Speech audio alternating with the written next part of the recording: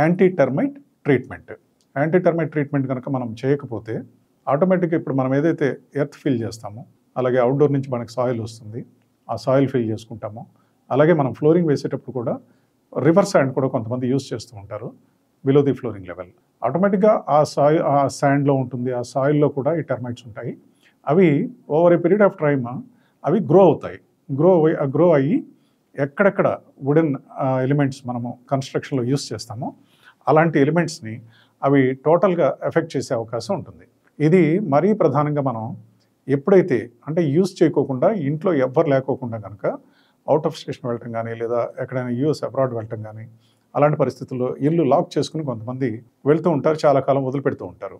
అలాంటి సందర్భాల్లో ఈ టర్మైట్ అనేది రెగ్యులర్ క్లీనింగ్ ప్రాసెస్ అనేది ఇంట్లో జరగదు కనుక ఆటోమేటిక్గా అవి ఎక్కువగా స్ప్రెడ్ అయ్యి మన యొక్క ఈ వుడ్ వర్క్ని బాగా డ్యామేజ్ చేసేటువంటి అవకాశం అనేది ఉంటుంది.